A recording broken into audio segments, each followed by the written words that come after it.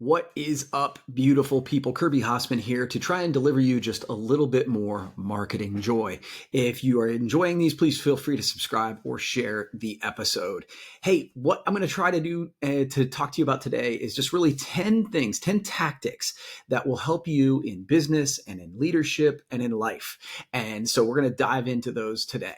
So first, and let me just say that one of the things that I'm going to be doing today is kind of talking to myself and maybe my former self as well, because these are things that I have struggled with in order to grow my business. So the number one thing I want you to, number one tactic I want you to do if you want to grow a business or be a better leader is focus. This is my word for 2025. I am sort of one of those purebred entrepreneurs where I'm constantly seeing opportunities. There's opportunities in my business, outside of my business, in my family.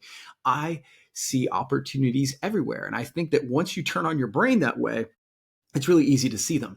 But when you chase the shiny object, you take your eye off the ball. We all have plenty of opportunities out there, but we need to focus on the main thing. As Stephen Covey would say, we need to make the main thing the main thing. The most successful people I know are not doing the most things. They're doing the right things. So your action item for this is to, at the start of each day or at the end of your day for the next day or at the beginning of each day, write down the 3 things that you need to accomplish that day. And if you knock those 3 things off, you'll be moving yourself toward the most important goal. Number 2, speed. I'm living through a project right now where we just feel like we are waiting on a vendor to get us an answer. We have an order, we have money we want to give them, and we're waiting on a very simple thing. And that makes us want to go someplace else. The same is true in your business. Whether we like to think we're getting back to people quickly, we always could be faster. Speed can be a superpower in business today. And when you are fast, people talk about it because they're like, oh my gosh, this is how it should be. So pick that one thing that you're overthinking, that you've been spinning on for a long time, and make some progress today. Don't wait until it's perfect. Just execute on the thing. Speed is a superpower. Number 3, gratitude. Most of us do not show appreciation nearly enough. I think that there is what I call an appreciation gap, because I think most leaders think they're showing appreciation, but most people in your organization don't feel appreciated. So that's that appreciation gap. That's probably true with your customers as well. You think that you're showing them gratitude and appreciation at all times, but man, we can always do better. So your action tip for this one is just write one thank you note. Whether it's once a week, sit down, write a thank you note to a customer, a colleague, a mentor. Good things will happen when you push out good into the world. So that's the third one. Number 4 is a heart of service. What do I mean by that? I think that when you start a business and you're like, okay, I don't know what to do next and I don't know how to grow it, when you view it through the eyes of the customer and try to solve their problem through the eyes of service, you tend to come up with better solutions. And quite frankly, you're coming from a better place. So when if you have a tactic that is a heart of service, you're not manipulating. You are just creating something that actually adds value in the right way and for the right reason. So ask yourself daily, how can I make someone's life better today? And if you're trying to build a business, that someone should probably be one of the customers, like that perfect customer you're trying to serve. How can I make their life better today? And when you approach it with that heart of service, good things will happen in your business. Number 5 is that willingness to learn and grow. Look, the reality of it is if you are not growing, you are falling behind. You are shrinking. And one of the cheat codes, one of the ways that you can be willing to learn and grow is books, right? I hear people all the time and they're like, well, I don't like to read. Okay, listen to one. Well, I don't want to spend the time listening to one. Okay, so then don't grow. Don't grow your business. It is one of the cheat codes. So if you want to be more successful in life, be willing to learn. Schedule 15 minutes a day to try and read a book. Read 10 pages every day. That's something I'm working on right now. And that's one of the ways that you can not only grow, but it also, even if you're reading things that you've read in the past, I find they reinvigorate me and remind me to do the things I know I need to do. As Alex Hormozy says, most of us need to be reminded more than we need to be taught. So go back and read those books that inspired you before to get yourself fired up. Number 6, the ability to tell a story. So, I think Donald Miller talks about this really well, where he says that if you want to have great marketing, you want to be able to invite people into a story. The best marketers, the best salespeople, they are the ones that can tell a story. They can weave a yarn, and essentially the solution or the climax of the story is that with your product or your company sort of helping your perfect customer across the finish line. So the ability to tell a story is one of those things, those 10 things that I see people who succeed have the ability to do. So what's your action item for this? Write out your why story.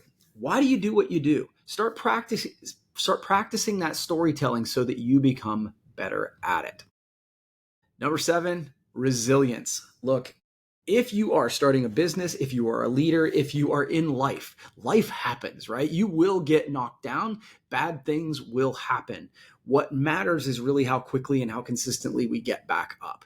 Resilience builds reputation and character. So I think one of the ways around this is that understanding that even if you've picked the perfect business to start, even if you've picked the perfect partner, the perfect life, easy for me to say, right? Bad things will happen. Challenges will come. And understanding that in advance is I think one of the first steps to resilience. Because if you think that life's going to be easy, it's actually going to make it harder. So understanding that you need resilience to succeed in anything. So this is a kind of a cool one. Keep a resilience folder, sort of a positive feedback, testimonials, and small wins, so that when you are feeling frustrated, you can revisit that resilience folder to help you through those difficult times. Number 8 is clarity of communication. Confused customers don't buy, and unclear leadership creates chaos. The ability to concisely communicate is a superpower in today's world. Think about all those times there have been miscommunications with the email chain, with the text. I didn't understand the tone. Like, being clear with your communication can be really, really powerful. One of the rules in my business that I parrot all the time to my team is after 3 emails, pick up the phone. Generally speaking, the communication does not get more clear or more friendly, to be honest with you, after that 3rd email. So if you're going back and forth and you don't really understand what's going on, or you find yourself being frustrated, your customers and your employees are probably that way too. So pick up the phone and call them. Number 9, follow through. The fortune is in the follow-up. Ideas are great, but ideas are cheap. Everybody has ideas. It's execution that pays the bills. So the people who follow through are the ones who make bank, quite honestly. I read a study that said that in sales, it takes an average of 13 touches before a customer will agree to meet with you or buy with you. You'll see some level of success, 13. But the average salesperson only follows up 2 times at best. And so, of course, if you are the person who masters the follow-up, you will be more successful in business. And finally, number 10 is creativity. And creativity isn't just about design, it's about problem solving. Actually, I think that's the crux of creativity. And so it's about innovation and thinking differently. And in a noisy market, it's that creativity that will often get you noticed. Now, how do you inspire creativity? I think you have to give yourself space for it. You have to take the time. Take a walk outside without your phone. Give yourself time to read. Give yourself time with your own thoughts. That's one of the things that I struggled with one year. I set the goal to read 50 books in a year. And it was life-changing. It was amazing for me to do that. The problem was I didn't give myself space to hear my own voice. I didn't give myself space to think about what I had just learned and really think about how I could digest it and implement it into my life. So if you want to be more creative, the action item is to schedule time to give yourself, to journal, to write down notes, to take a walk, to really give yourself time to be silent and think of ways that you can innovate and be creative in your business and in your life. So those are my 10 tactics for success in business.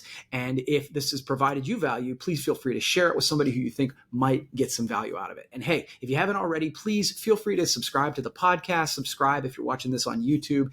That way you'll never miss an episode. Thanks so much for watching. We'll see you next time.